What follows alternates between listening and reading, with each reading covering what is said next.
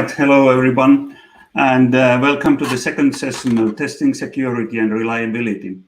We have four very interesting talks and a tight schedule, so without further ado, I'd like to introduce the first paper and speaker. So the title of the paper is An Empirical Study of Software Exceptions in the Field of Using Search Logs. And the presenter is Foyzul Hassan. So welcome, Foyzul, the screen is yours. Yeah, can you find my screen? Okay. Hello, everyone. My name is Foyzul Hassan. I'm an assistant professor at the University of Michigan at Dearborn. Today, I'm going to present the research work that I did in summer 2019 at Microsoft Research with Chetan Bansal, Nagappan, Tom Zimmermann, and Ahmed Hassan. The title of the work is An Empirical Study of Software Exceptions in the Field Using Search Logs. So why exception search analysis? According to the study at Google, on each day programmers on average search 5 sessions with 12 queries, and another study identified that searching exception and error message is the second most frequent search category. So software engineers use search engines heavily for debugging and solution. So we are interested to find the behavior of the search in terms of exception message. And use of search log is nothing new in other domains. In healthcare domain, search logs are used for detecting diseases. Similarly, employment and task analysis domain, search logs are used for skill analysis. Before going to detail about my research work, I'd like to discuss about the life cycle of search. So in typical search process, a user search with a query. Search engines give set of results, then user selects some result link. If he or she doesn't find helpful, then returns to result page and might click other link. If certain link is good enough, then user spend time at that link. If he or she doesn't find anything helpful, then change the search query and search again. Based on this search behavior, here are some of the terms that are used widely in IR community. First is the search session. So group of queries and click delineated by 30-minute inactive period. So if there is 30-minute inactivity in between two search, there will be new session will be created. Next is the dwell time. Time is spent by a user on a click result page. So dwell time has a highly correlation with the search satisfaction. And next one is the sat click. Sat click is the if the dwell time of certain link is over 30 seconds, then we consider that the user is satisfied with the link or the result. And then search success. If the last click is sat click, like after searching, if the last link click link is the sat click or satisfied click, then we consider that is search success. And here is the overview of our study. We collect data from Bing data search data. We extracted and categorized exception search queries and perform exception search analysis on the categorized data. And here is the overview of exception search data collection. Since search engines process search queries from a wide range of domains and intents, we developed a machine learning model to extract the exception from the queries, set of queries. First, we did filtering and based on local region and remove some of the noises. Then we prepared training data set for machine learning model. We used CRF, conditional random field, for extracting search queries, exception search queries. For analysis, we collected data of 50 days of search data from Bing. Then we feed the data into the machine learning model, and the machine learning model gives us the exception search related queries. On the exception search related queries, we applied keyword based approach to subdivide into programming language specific category. Based on these exception search queries or categorized data, we performed search popularity analysis, effort analysis, search success analysis, query characteristics analysis, and finally solution domain popular solution domain analysis. First, based on the exception formatting, we categorized exception into two categories, like ID-based exception, for example, 500, HTTP 500 or 404, or like hex format exception. These are like the ID-based exceptions and the name-based exceptions. For ID-based exception, most frequent such exceptions are from HTTP-related exception, and there are also some exceptions from operating system. For example, 8007.002. This is one of the exceptions from operating system due to like operating system upgradation issue. And for name-based exception, most of the exceptions are from Python, like type error, value error. There are a few exceptions from Java, lang.no class, Java null pointer exception. And in terms of programming languages, these are the most frequently searched exception. So for Java, it's no class found error. It's one of the exception due to like the dependency issue. Then for C#.NET, invalid operation exception that can happen due to many reasons, like changing collection while iterating it or updating UI thread. And for Python, it's like the type error due to like the type inconsistency operations, and it's very frequent in Python. Here is the findings of popularity analysis. So most of the popular ID-based exceptions are due to HTTP connection and operating systems, while some of the exceptions are from, while name-based exceptions are from Python, most found in terms of programming languages.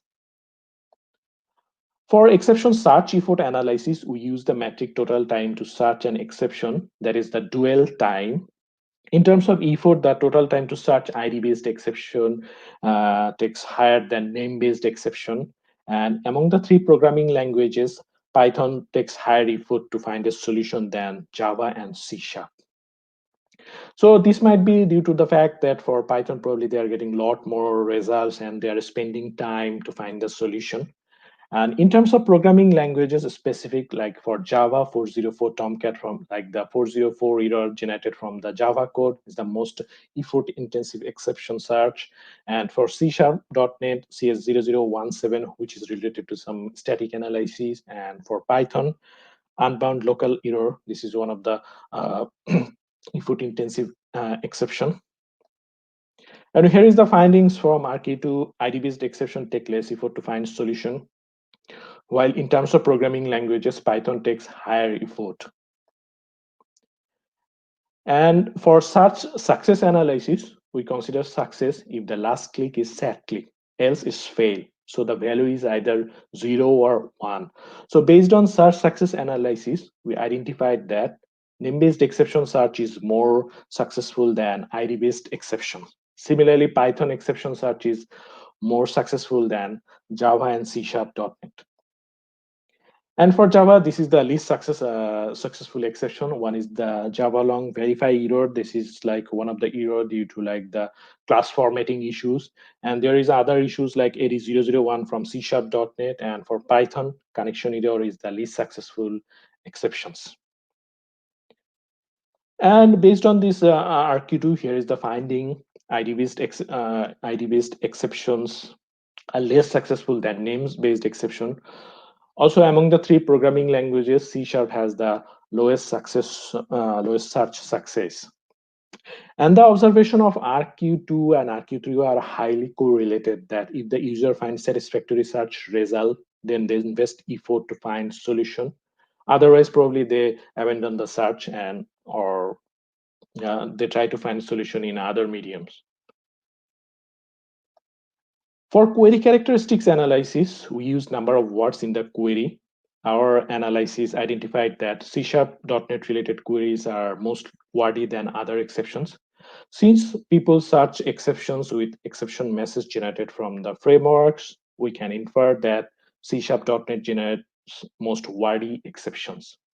And here are some of the most wordy exceptions for Java game error that is generated from Minecraft Java version. And for C#.NET CS10061, it's like a very complex exception due to like class formatting issues. And for Python, environment error, which is related to the environment issue, which describes a lot of environment problems. And here is the findings from RQ4. that C# generates more verbose exception than Java and Python. The last analysis we did on solution domain for exception fix, based on our analysis, Stack Overflow is the most used solution domain. There are several solution domains from Microsoft, answers.microsoft, and then supportmicrosoft.com in that list. And even in terms of programming language for Java, C#, .NET for all, and even for Python, you'll find that Stack Overflow is the most popular domain for finding exception solutions. Here is the findings from findings that even though Java, C#, .NET, and Python have their own documentation, and Stack Overflow is the most popular website for exception solutions. With these findings, based on our effort and success analysis result, we can review the online documentation and exception messages for better user support. Like, is there anything missing in the or ambiguous in the exception message or official documentation? We can also mine solutions from most visited sites. And through our study, we identified most effort-intensive exception and less successful exceptions. These findings can help IDs to integrate better tool support for the exceptions. Our analysis can helpful to identify emerging issues such as OS upgradation problems or framework version synchronization problems. So that can be helpful to detect the problems earlier. And that's all. Thank you. If you have any questions, comments, feel free to ask. Okay, I have one question. We all know that different search engines, they have different types of users, so the demography is a bit different. Why did you select Bing over, for example, Google, and would you expect any differences if you would have used Google? Yeah, like the search behavior might be different, but the thing is like the availability of search data is really restricted because it's from user search. So since we did this work in Microsoft, so we had the availability of Bing search data, and which was like highly anonymous, like we didn't find anything like any specific user related things. And that's why we actually use the Bing search data for our analysis.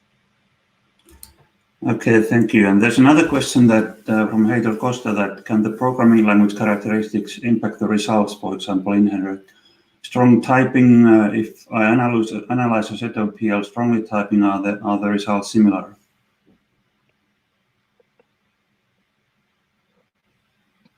Actually, we did our analysis based on our like the user search behavior.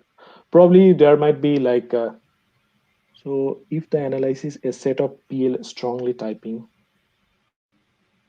yeah, there might be different search behavior if it's strongly typing, because like for type error, for example, type error, it's like from Python, it's like a lot of time we face this issue due to like the not strong type settings in programming languages like Python. So yes, probably for strongly typed programming languages, the behavior might be different. Okay. All right, thank you very much again. And let's go to the second talk. And the title of the talk is Spectrum-Based Log Diagnosis. And the presenter is Carl Martin Rosenberg. So welcome, and the screen is yours. Thank you, everyone. My name is Carl Martin Rosenberg. I'm a PhD student at Similar Research Laboratory in the University of Oslo here in Norway. Today, I'm going to present to you the paper Spectrum-Based Log Diagnosis that I co-wrote with my supervisor, Leon Moonen. So the starting point for our paper is the growing usage of continuous engineering practices all across the software industry. And if you're not familiar with these practices, it is basically taking a lot of manual and error-prone processes around building and shipping software and making them more systematic and automated. So you have, for example, continuous integration, where you create automated ways of ensuring that the final product can be built and tested in an automatic way before releasing, and you do so in a more systematic manner than you did before. And this has many benefits. So where you previously had large, complex integrations when the work of separate developers needed to be put together, you can now have incremental builds where, for example, if you're using Git, you can make it so that every time a developer commits a change, you can run a battery of automated tests, and you can check that the code compiles correctly. And this also limits things like last-minute scrambling to fix bugs, and it gives all the developers early feedback and higher confidence. However, it's not all rosy. So as an organization starts to get more mature in how it uses continuous engineering, some new challenges arise. So we have a industrial collaboration with Cisco Systems Norway, and they develop video conferencing systems, a bit like what we're using right now. And as you can imagine, developing video conferencing systems is really, really hard. There's networking, there is hardware issues, there's optics, graphics, and lots of thorny software issues. So Cisco has a very rigorous continuous integration system for testing their entire product fleet before they ship a product to their users. However, due to the complexity of what they're doing, the best way to really weed out all the bugs is to run tests on actual hardware. So that's what they do. However, you can then imagine that when you need to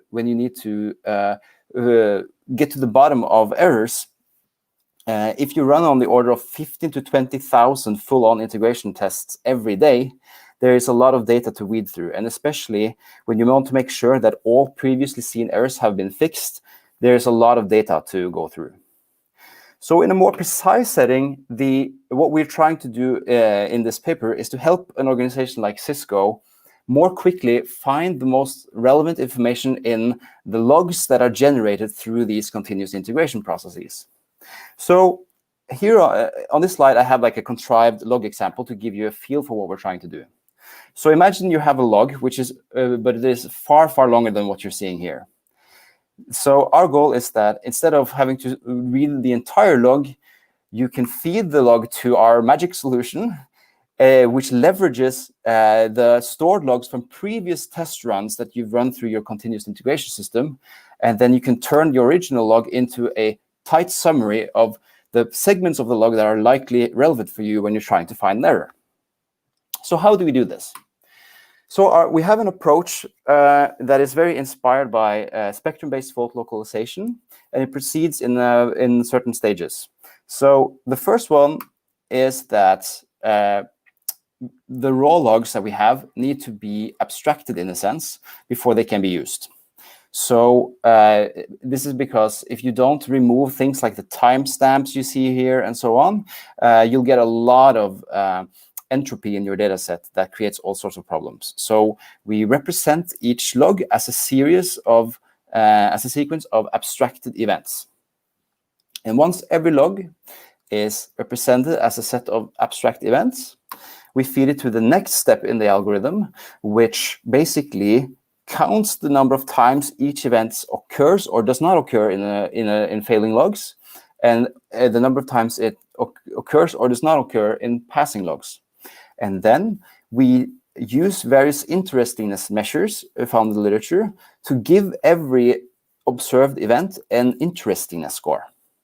And then the user can then feed the algorithm a log they want analyzed, and then our algorithm will give every unique event found in that log an interestingness score and cluster those scores and use that clustering to present the end user with the most, with the best seen, or with the presumed most interesting events. And of course, then the next question then is how to rigorously evaluate this. So the first question you'd obviously have is, well, does it work, right? Are we reducing the effort that the users need here to find the relevant events? And also, since we're using the data we've seen before when we're analyzing a log, how much data do you need before it starts to work? And then the third question is, well, oftentimes you can think of other ways of approaching this problem. Like, so one very natural thing is to search for words like error and fault and so on to figure out or to find the relevant segments in a log. And so we wanted to benchmark our solution against a very straightforward approach like that to give a feel for whether this or how this fares in comparison. So we have a data set from Cisco. It consists of failing and passing test runs for 45 different end-to-end integration tests from Cisco Systems Norway. The time spanning a time period of around a month, but the largest set we have is up to 112 days. Now, for all these investigations, you need a ground truth that says, well, what events are relevant. And so the logs we have in our data set, they are curated from Cisco so that all the failing logs exhibit some symptoms of a known error. So they've provided a set of regular expressions to us that help you find sufficient evidence for the symptom, right? So you have a log, and then we have a regular expression provided by them that we can use to figure out which segments of the log are relevant. However, there is a catch. The regular expression they provided us does not guarantee a uniqueness nor completeness. What I mean by that is to say that there's no guarantee that the regular expression that they provided is the only way of finding symptoms of the error in question. And there's no guarantee of completeness, meaning that there might be other events in the log that a end developer would find useful. So that limits the statements we can make in our paper quite a lot. But nevertheless, we've gone on with the following quality measures. So we measure recall, which is basically just the proportion of known to be relevant events retrieved. So we can't be sure that all relevant events are retrieved, but we can check that at least the events that we know from Cisco should be relevant are retrieved. Then we also measure the effort reduction, which basically is the fewer events we're providing to the user relative to the size of the log, the better this measure will be. So you want as high effort reduction as possible and as high recall as possible. Now, another important thing is, of course, the choice of interestingness measure, as you see here. And the way we account for that effect is to report the median score among we test all of them, but we only report the median score because as anyone who has exposure to the default localization literature will tell you, is that there's no optimal interestingness measure that will work globally in all cases. So we're trying to account for that in that way. So what are our results? So the main takeaway is that, yes, it obtains a near perfect recall, and it has high effort reduction overall. There are some outliers, and we discussed these in the paper. For the amount of data you need, we see that more data is generally better, but there seems to be a diminishing returns effect where you don't really need to wait for more data to accumulate before the method works. It's always beneficial to add more passing logs, and it's beneficial to add more failing logs so long as you have a sufficient number of passing logs to balance it out. This is sort of what we're observing. For the recall, we get pretty much perfect score, except for one test that we really dive into the paper, and you can read more about it there. And then finally, is it better than good old grep? So in our investigation, we couldn't really establish a statistically significant difference. And then, of course, if you look at the glass half full, you could say, yeah, well, this shows that you can have a purely statistical method that has no semantic understanding of the log, and it can do well. Looking at it a bit more glass half empty or neutral is to say that in some situations, tools like grep work very, very well. And it could also suggest that there's a certain curation effect going on where the data that Cisco has given us reflects errors that are kind of easy to pinpoint using things like regular expressions. So more research is definitely needed. So in the future, we're going to evaluate this tool on the log chunks dataset that was presented by Brandt et al. In an MSR this year. And we're going to extend SBLD to give it anomaly detection capabilities. And with that, I thank you for your attention and hope you enjoy the rest of ESEM. Okay, thank you very much, Carl. And we have some questions from Michael Koblenz. Question about what about searches done immediately after searching for exceptions? Maybe people need to look up some conceptual information in order to fix their bugs. Okay, so search done immediately after searching for exceptions. So the tool we have per now is I think this will depend a lot on how you choose to integrate the approach into your overall system. So one very natural way is that you transplant, like once you have the events that our tool deem relevant, you can easily keep track of where those events are in the original log and then present them with surrounding context to the end user. So it's more that, to me, that's more of a UI thing. And as now our research post that doesn't do that, but it's certainly a relevant observation about how this should be used in practice. Okay, thank you. Second question is from Theo Zimmermann. Is your tool publicly available, usable on any kind of logs? So this is what we're working on right now, is to basically, we're now benchmarking the tool on new data, on this new public data set. And in an extension of that, we're also looking at how you can use open source auto abstractors in combination with this tool to have a completely generic approach, right? Because with all of these tools, you have a big confounder in the fact that you need this sort of feature creation preparation step before the tool works. So that's sort of where we're taking the tool now, and I think I don't want to promise definitively that we'll share it, but because it depends a bit on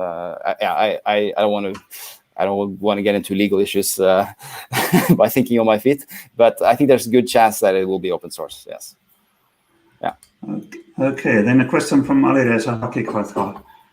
Yes. What were the interestingness measures that you used in the study? Right. So yeah, the slides were a bit crap on this one, but let me see if I have a better overview of all the ones. No. Let's see. It's here. Yeah. It's not the best one, but okay. Can you see this on the screen? No. No. Okay. You're not sharing at the moment, I think. Oh, okay. Whoa. Oh, yes. Let's see. Okay. Okay. Something happened there, but basically, it's in the paper. We sampled we looked at the different survey papers from fault localization and so on, and we sort of picked the 10 most what we felt was a defendable selection of commonly used interestingness metrics, and then we took the median obtained score from those to sort of try to get try to account for the effect of the choice of interestingness measure, and we did that because the moment you decide that every paper that uses interestingness measure is also a benchmark of what is the best interestingness measure, you quickly get into sort of type 1 error problems with experimental designs and so on. So we want to avoid that by picking the median score. Okay. And then a question from Peter Lupo. Do you have recommendations on how to use log levels or how to write log messages in order to make the analysis more effective?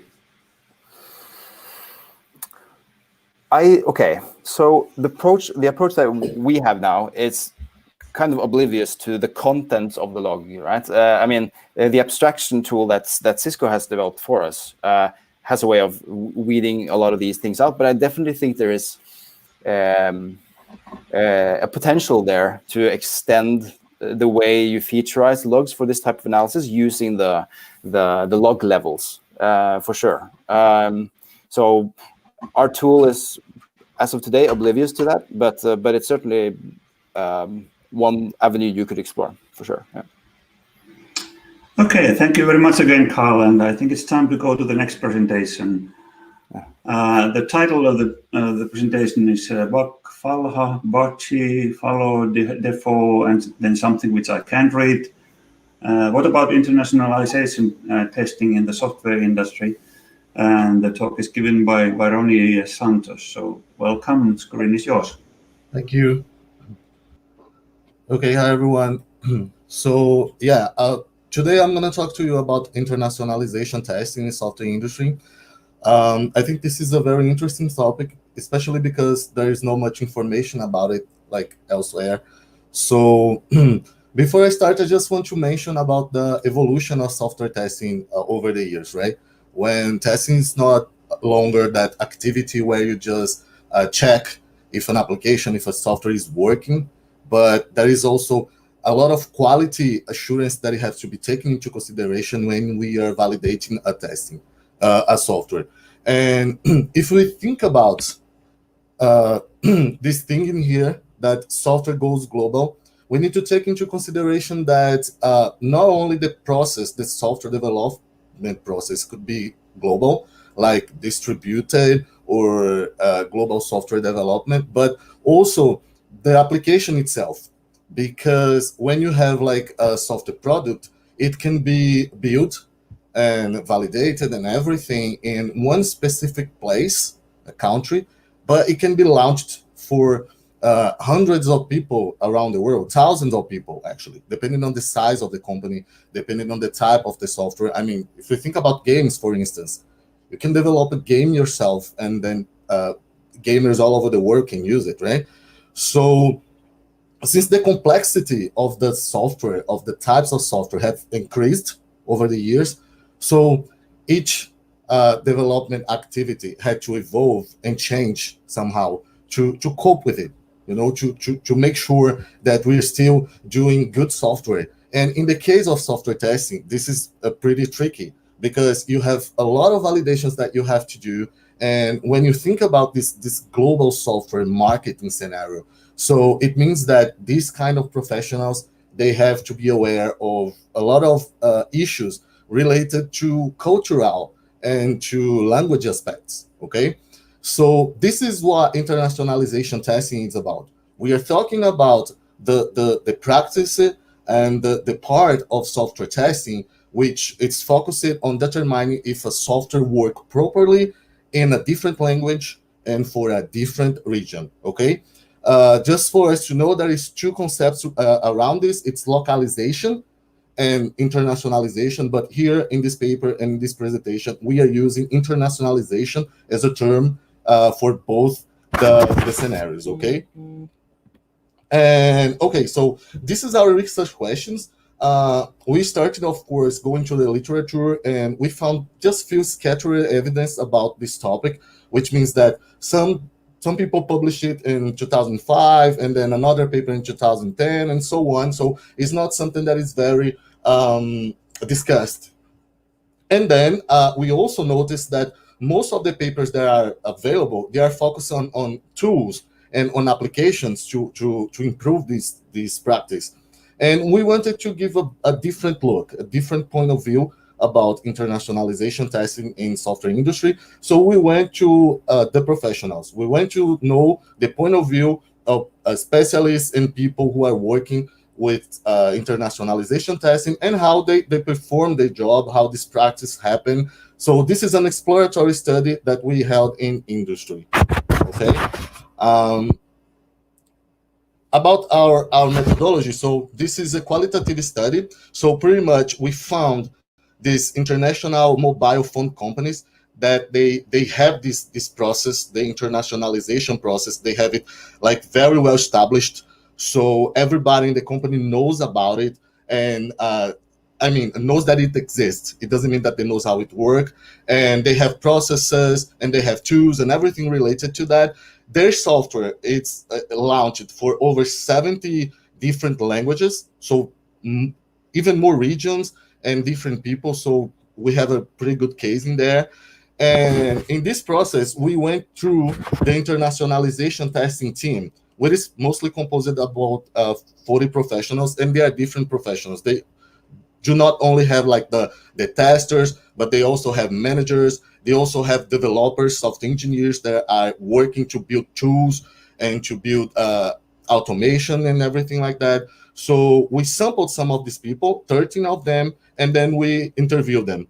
And then we ask questions about the process and how do they perform the work, okay?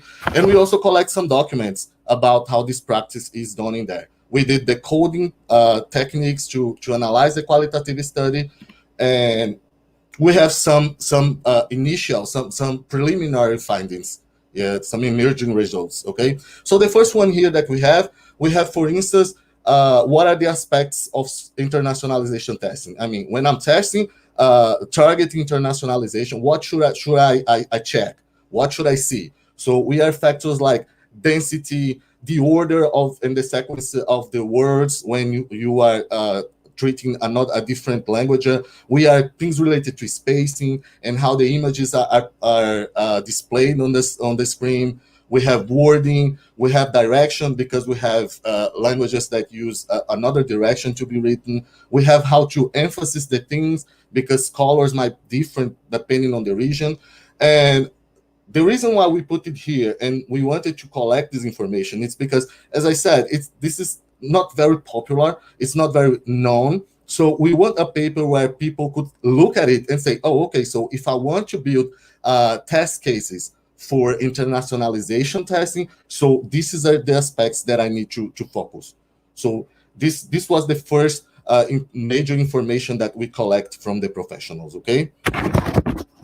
We also asked them some particularities. We said, okay, so what is different? What do you see? What do you look for when you are testing for targeting internationalization? What are the issues that you can expect? And one of them that the user said, and they talked about this, like the huge one, is the truncations, which means that they are caring that the application are not showing some kind of information that confuse or offend the user. For instance, I have an example in here.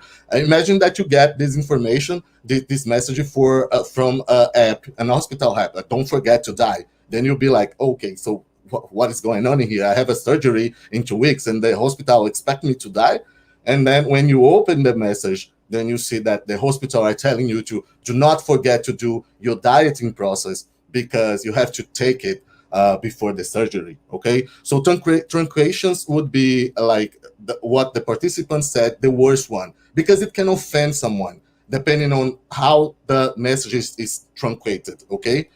And we also have another type of bugs in here, of issues that they look for, which are mistranslation, wrong formatting for data and time, patterns, for instance, from weather, and other related problems, because depending on what you use, the application can crash, or you can impact another test in the process, okay?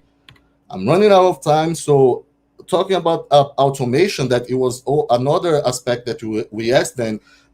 They said that automation, we are expecting this, makes you cover a lot of languages and avoid rework, but they also said that automation it's mostly focusing on formatting and patterns, which means that the whole truncation, mistranslation and everything, it keeps like out of the context of automation so far. So they feel like the community, they could improve this part. And they also talk about the lack of studies and reference material to study and to determine things related to this particular type of testing.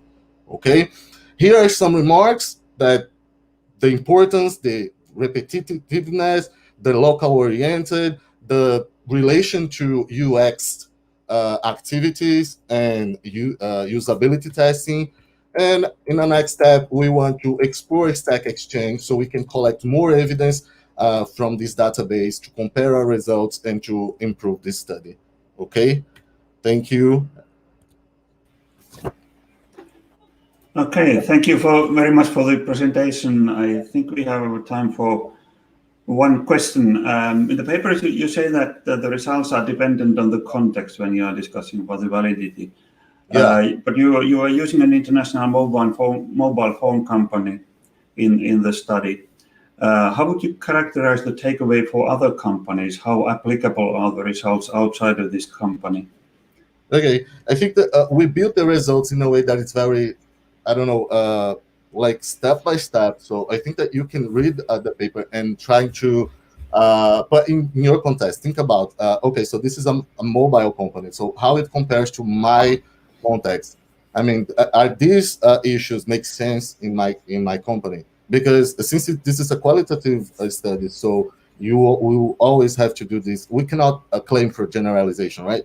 You will always have to do this adaptation. And this is why we are targeting Stack Exchange, because we feel that some developers, some QAs, they might have post something in there about issues that they are facing. And so we can increase these results and maybe to build a guideline or something more concise and more general. Okay, very quickly, one more question, a bit related. Can the findings be different if you consider platforms like web other than the mobile ones? Yeah, I think so. I think that the list of aspects that we collected, I think that might be the same, but they will have different parameters and something like that. But sure, of course, I believe that they are different if you consider a game or a web application or something like that, because our study was very focused on the mobile part of development. So yeah, the answer is yeah. Okay, thank you very much again. Thank you. Time to go to the final presentation of this session, which is using situational and narrative analysis for investigating the messiness of software security. And the presenter is Inger Anne Töndel. So welcome, Inger. The screen is yours. Hello, thanks. I'm changing topics here. This talk is about analysis of qualitative data. But I want to start with introducing software security as a research topic. So software security is complex in many ways, and I've just put out 3 things here. So first, there is often a back and forth between security and insecurity. So at some points, the focus on security may be quite high, and then it drops until maybe some insecurity shows up, and then it goes up again, and so on. So security is not present in the same way all the time. Security is often also implicit, so it's kind of assumed that it's taken care of without specifying what that means and assigning responsibility. It can also be quite invisible, or some parts may be visible, like the passwords and so on. But a lot of it is not, and often it's only the developers that did the coding that know what security is there. So this makes software security a bit like something that is called mess within social science research. And John Law wrote a book on how this messiness, how that impacts research in social science. So mess can be described with words like this, that is vague, slippery, unspecific, that it changes. And John Law, he claims that a lot of what they study, at least within social science, is messy. And our claim is that software security also has these kind of characteristics. And then this needs to be taken into account on how you do inquiry. So I just point out one quote here from John Law. And this is that simple, clear descriptions don't work if what they are describing is not itself very coherent. The very attempt to be clear simply increases the mess. So this leads me to analysis, because when you do studies that are of situations or phenomena that are kind of messy, this should impact also how you do analysis. So you may need to allow more uncertainty and less coherence in the results. It becomes important to understand the data in context and to look at the data as a whole because of all these changes. So within software security, we have tried to use 2 analysis approaches in combination, situational analysis and narrative analysis. And I will only introduce situational analysis here because I think that's the least known. With situational analysis, you kind of study whole situations. And an idea behind this is that you want to go beyond describing context to include it as part of what is studied, because it of course influences everything. It's part of it. And to do that, they use 3 types of visual maps. So we applied these analysis methods in a case study on security requirements work in agile software engineering. And I'll just show you a little bit about what it looked like. I don't intend to explain this diagram, so I made them a bit blurry on purpose. But the first map we created was a situational map. And this type of map is intended to show all the elements of a situation. And that goes quite broad. So it includes individuals, it can include groups, but also the software, the tools, documentation, the politics of it, lots of things. And in this case, we identified quite a lot of elements showing the complexity of this situation. We also created something called social worlds map, where we looked at how different social worlds were involved in making security priorities in the project. So, for instance, the customers could be one social world, developers another. And we also looked at, we collected narratives from interviews on how they dealt with specific security requirements. In general, we found this analysis approach useful, and that's also why we wanted to share it with the community. And we also want to continue using it and exploring it. The maps were very good at giving us an overview of the situation, while with the narratives we could dig more deep. So this combination was useful for us. Both the maps and the narratives helped us to kind of allow the messiness of the situation to shine through. And they helped us ask new questions to the data material, and also helped us then notice interesting avenues for further inquiry. And one also very good thing about them was that they supported collaboration in analysis, because it was quite easy when you put out these maps to start a discussion, and easier than, at least in our experience, it would be with code systems.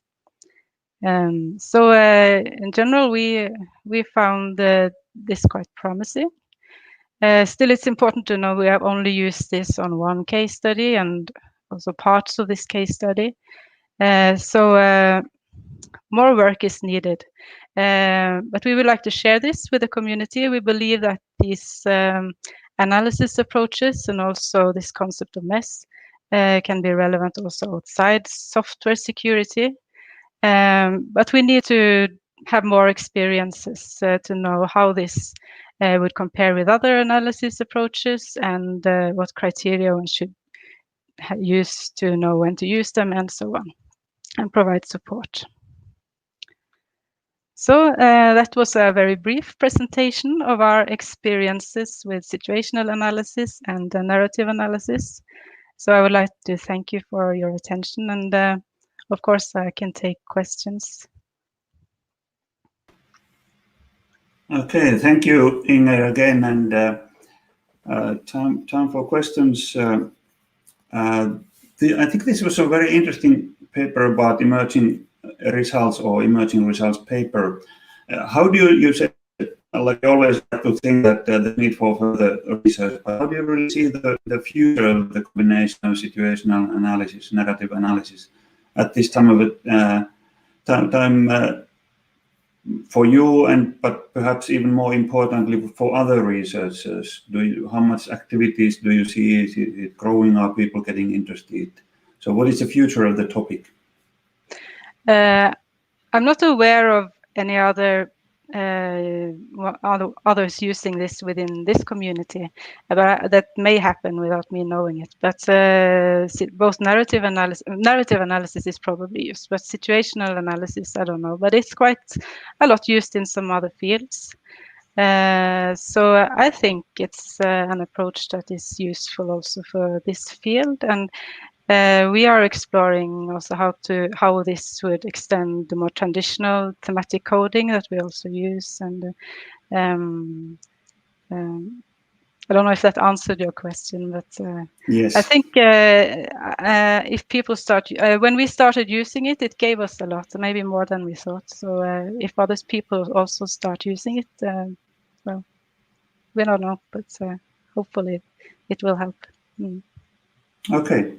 All right. Thank you very much. And thanks again for all the presenters. I think it's time to have a break. We will continue at 16:15 Central European, or actually Bari time. And then we will continue with the session Architecture, Frameworks and DevOps. Thank you. See you all.